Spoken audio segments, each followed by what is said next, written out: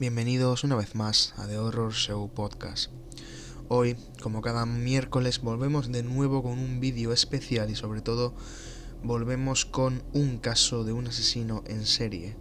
Al menos a mi criterio, el día de hoy vamos a hablar de uno de los asesinos en series más famosos de la historia, que durante 1984 y 1985 aterrorizó por completo a la ciudad de Los Ángeles. Conocido como The Night Stalker o el acosador nocturno, hoy hablaremos de Ricardo Leiva Ramírez, más conocido como Richard Ramírez. Nuestra historia comienza de la siguiente manera: a sangre fría y a bocajarro. Así fue como Mike Ramírez disparó a la cara de su esposa en presencia del pequeño Richard. Tras el estruendo de aquella detonación, el rostro del niño de apenas 10 años se impregnó de sangre. Su primo acababa de cometer un crimen. El pecado de la víctima fue pedirle al ex boina verde que no alardease de las violaciones, mutilaciones, orgías y asesinatos perpetrados como el excombatiente en la guerra de Vietnam. Aquel asesinato fue un antes y un después en la vida de Richard Ramírez, ya que esa mala influencia que ejercía su primo generó en él el interés por la sangre, la delincuencia, las drogas, y con los años terminó convirtiéndose en el bautizado como The Night Stalker. Nacido en la ciudad del Paso, en Texas, en 1960, Richard, o Richie como le solían llamar familiarmente, era un chaval tímido, retraído, solitario, que no podía interactuar con sus compañeros de colegio como quería al padecer episodios epilépticos. Esto lo aislaba y se sentía rechazado e incomprendido por sus compañeros.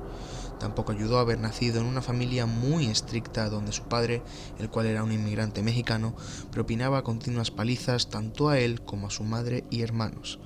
Los golpes eran todos continuos en pos de la disciplina. Aún así fue la epilepsia lo que le produjo un absoluto miedo a la muerte. Su única forma de superarlo era visitar cementerios y transformar aquel pavor en una completa fascinación. Con los años este aislamiento generaría en él una especial resentimiento, frustración y sed de venganza, sobre todo al tomar como mal ejemplo a su primo Mike. Por cierto, apunte, el ex soldado jamás pisó la cárcel por matar a su mujer, sino que fue enviado a un centro psiquiátrico. Dicho tribunal alegó estrés postraumático tras la contienda. Pero antes de este asesinato, los primos pasaron muchísimo tiempo juntos. El mayor le enseñó a ver la mutilación y determinadas posturas sexuales como algo completamente normal, a creerse superior, una especie de dios con el poder de decidir quién vivía y quién no. Y todo ese cóctel propició en el menor unas ansias por emular a su primo mayor. Quiso mimetizarse, que Mike la aceptara. Por eso comenzó a fumar marihuana, a asaltar y matar animales en granjas, a efectuar pequeños robos, realizar allanamientos, y todo con un único objetivo, que era conseguir droga. Richard se convirtió en un adolescente peligroso, en un delincuente más, gracias a Michael. Formaban un tándem criminal muy bueno. Aquella violencia con la que se había ido empapando gracias a su primo generó en Richie fantasías salpicadas de muerte y sangre, siempre con una gratificación erótico-sexual. Durante los siguientes años también influyó en él la existencia de la doctrina satánica. Su adoración por Satán hizo mella en un adolescente que solo encontraba paz glorificando al maligno y siguiendo sus premisas. Creo que Satanás fue el único que hizo música en el cielo antes de ser arrojado al abismo. Satanás es una fuerza estabilizadora en mi vida. Hay una parte en mí que tiene que creer en él. Así hablaba Ramírez sobre su creencia en el maligno. Su personalidad había encontrado una vía de entendimiento en esta especie de religión, porque para Richard, Satán era su dios. También le influyó la música rock de grupos tan legendarios como AC/DC, cuyas canciones hablaban del infierno y el diablo. El segundo punto de inflexión se inició cuando se mudó a Los Ángeles. Allí, vagando sin rumbo fijo, continuó con sus tropelías con las drogas y robos a menor escala. Le tomaron las huellas, algo crucial en esta historia. Pasó hasta 6 meses en la cárcel y, al quedar en libertad, empezó a atacar y acosar a la gente. Incluso durante varias horas secuestró a niños con el único objetivo de traumatizarles. Aquello le divertía. Se había convertido en la mismísima reencarnación del demonio, como llegó a autodenominarse. Tanto en su aspecto físico como mental, hasta el aliento le olía al mismísimo Averno, putrefacto por su falta de higiene. La suma de todos estos ingredientes le llevaron con el 24 años a estrenar su particular ritual sanguinario, a convertirse en un monstruo, en un verdadero serial killer. Su primera presa en esta particular cacería fue Jenny Binkow, de 79 años, y ocurrió en un caluroso verano de 1984.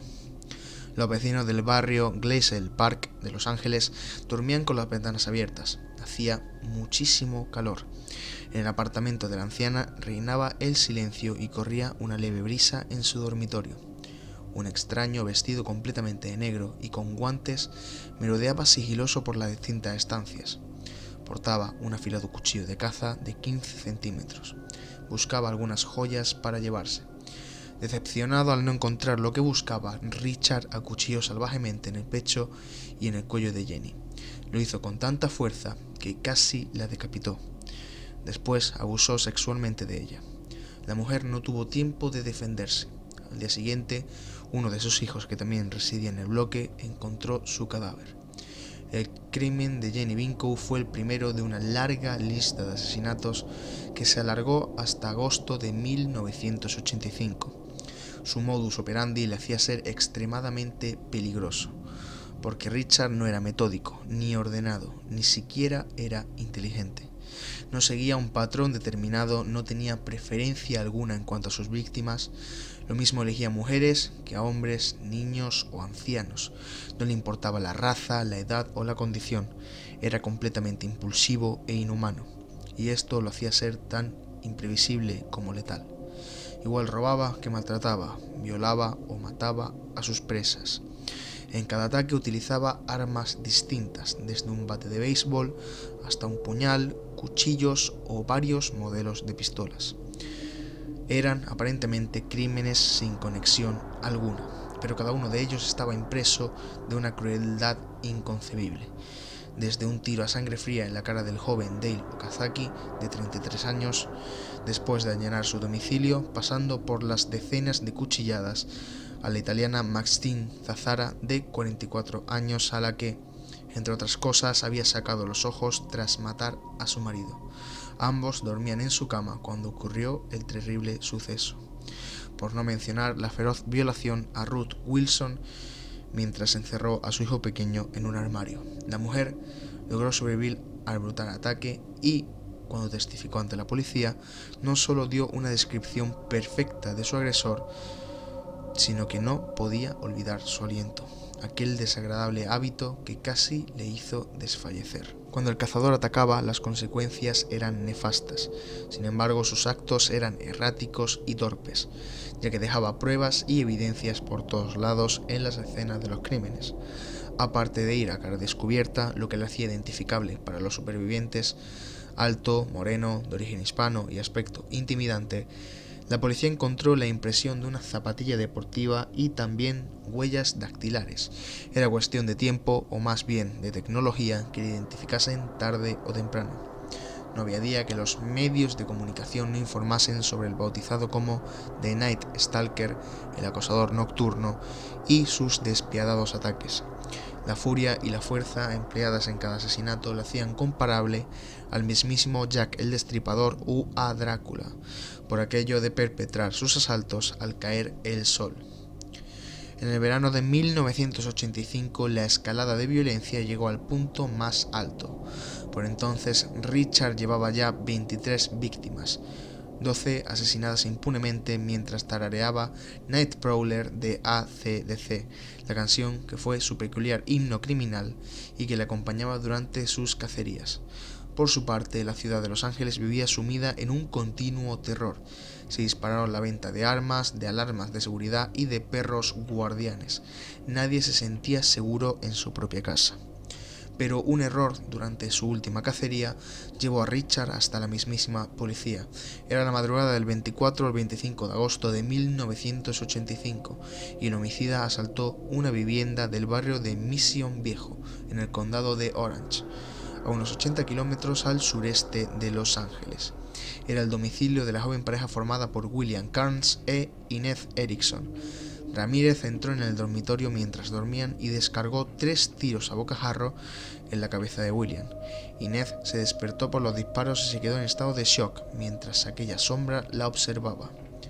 Merodeó por la casa en busca de algo de valor y tras no encontrar nada, violó y torturó a la chica hasta que ésta le confesó un escondrijo donde su novio guardaba algo de dinero. Horas más tarde, y tras apuntarla con la pistola, Richard decidió marcharse y dejarla con vida. Ese sería su gran error. La joven no solo dio una descripción exacta del acosador nocturno, sino que éste dejó sus huellas dactilares por todo el piso.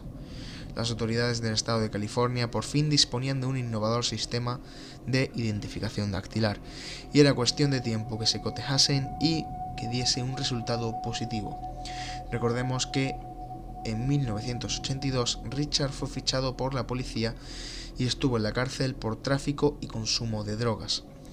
El testimonio de la superviviente del último ataque, Inez Erickson, sirvió además para encontrar el coche del asesino. Se trataba de un Toyota familiar de color naranja. A este se sumó otro testimonio, el de un muchacho que mientras arreglaba su bici en el garaje, memorizó la matrícula al resultarle muy sospechosos sus movimientos.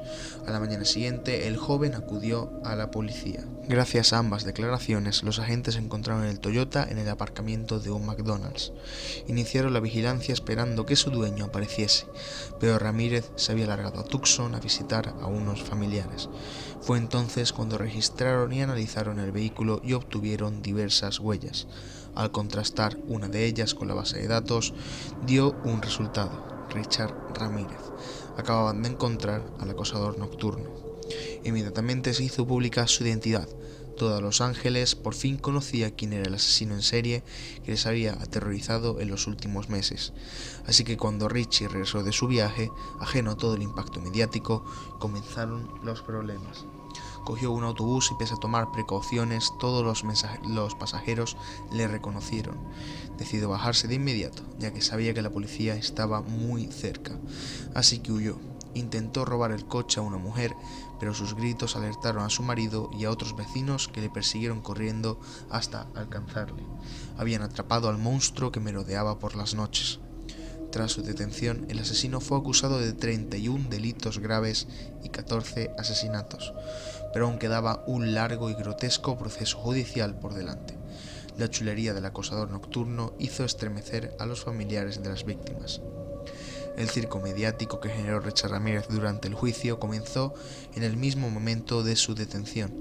Pese a las pruebas irrefutables que había contra él, huellas, testimonios de los supervivientes que lo reconocieron, el delincuente primero no quiso declarar y cuando lo hizo defendió su inocencia. Las mentiras fueron un continuo. De hecho, el juicio tardó 3 años en celebrarse. Arrancó el 30 de enero de 1986 y se alargó hasta el 3 de octubre de 1989, porque Richard cambiaba continuamente de abogado defensor y cuando no, aplazaban las sesiones con cualquier pretexto. Hubo muchas irregularidades y además se trataba de un caso de extrema complejidad. Por un lado, por los más de 100 testigos que había, las pruebas y evidencias presentadas, y por otro, por una elección del jurado que estuvo marcada por la entrevista a más de 1.600 candidatos. Cuando llegó el momento de la vista, cada sesión era un escándalo donde reinaba la crispación. Ramírez no solo se mostraba desafiante con los allí presentes, sino que la emprendía a gritos para generar terror, recitando cánticos satánicos o tatuarse en la palma de la mano un pentagrama invertido, signo de adoración al innombrable. No entendéis nada, paletos. Estoy por encima de vuestros juicios. Estoy más allá del bien y del mal, más allá de la experiencia humana. Yo tengo el poder de Satán. No sois más que presas y yo vuestro cazador. Me encanta mataros. Disfruto viéndoos morir. Fue lo que el propio Richard Ramírez llegó a gritar durante una de las vistas. También ocurrieron sucesos insólitos, como el asesinato a tiros de un miembro del jurado. Esto generó el pánico del resto de comparecientes que temieron por su vida. quién fue el artífice de tal crimen. Todas las miradas se pusieron sobre el acusado. Se creyó que él lo había ordenado. Al fin y al cabo se hacía llamar líder de los sicarios y aquellos que fuesen en su contra acabarían muriendo. El peligro se cernía sobre los presentes. Aunque había cierto sector de la población, las denominadas fans que no temían por su vida, adoraban a Ramírez, hasta tal punto que le encontraban sexy y atractivo, y a que le enviaban románticas cartas de amor. Una de ellas, Doreen Lioy, cayó prendada del acosador y terminaron casándose en 1996. A las puertas de la cárcel, la mujer anunció ante los medios de comunicación la noticia. Solo quiero decir que estoy muy feliz hoy y estoy muy orgullosa de ser la esposa de Richard. Espero que respeten este día y me dejen ir a disfrutarlo en paz. El 3 de octubre de 1989, Richard Ramírez fue declarado culpable de 14 asesinatos, 5 intentos de asesinato, 9 violaciones, 2 secuestros, 5 robos y 14 allanamientos de morada. El tribunal lo sentenció a 19 penas de muerte. Hasta el día de su ejecución en la cámara de gas, el acosador nocturno esperaría en la prisión de San Quintín, en California. Tras escuchar la sentencia, Richard gritó sarcástico: «Adiós, amigos. El acosador nocturno se despide de vosotros. Nos vemos en Disneylandia». Aquella fue su forma de provocar a los presentes y de dejar claro que él no moriría. Lo cumplió, porque durante 23 años logró revocar su condena por las irregularidades y la incompetencia de su defensa. De hecho, el asesino terminó convirtiéndose en uno de los presos más célebres de San Quintín. La muerte no le llegó a modo de ejecución, sino por un linfoma. Murió el 7 de junio de 2013 a los 53 años como un auténtico fenómeno social, una estrella mediática que contestaba las cartas de sus admiradores, diseñaba camisetas de grupos heavies o canturreaba canciones de rock. Los expertos que analizaron la personalidad de este asesino en serie lo siguen encontrando tan atípico como terrible. Finalizaré este vídeo con una posiblemente de sus frases más reconocidas y es la siguiente: «No me entendéis, tal y como suponía, no sois capaces de hacerlo. Legiones de la noche, razas de la noche, no repitáis los errores del Night Stalker y no concedáis clemencia alguna. Yo seré vengado, Lucifer está con nosotros». Dicho esto, finaliza así este especial sobre el Night Stalker, el acosador nocturno, Ricardo Leiva Ramírez, más conocido como Richard Ramírez. Y como ya os he dicho al principio, para mí, sinceramente, es posiblemente el asesino en serie más peligroso de la historia por 1000 razones. Ya lo he ido diciendo arriba, el simple hecho de no ser alguien metódico, de siempre hacer algo distinto, no es lo normal, no es lo que siempre vas a ver, y fue lo que hizo que se tardara tanto en dar con él. Dicho esto, espero que os haya gustado este capítulo especial. Quedan 2 semanas para el inicio de la segunda temporada de Horror Show Podcast. Espero que lo estéis esperando con muchísimas ganas. Y dicho esto, ya finalmente me despido. Y por favor, mirad muy bien en cada rincón de vuestro cuarto cuando vayáis a dormir, ya que puede ser que cuando apaguéis la luz alguien os vigile. Esto ha sido todo por hoy. The Horror Show Podcast se despide. Hasta la próxima.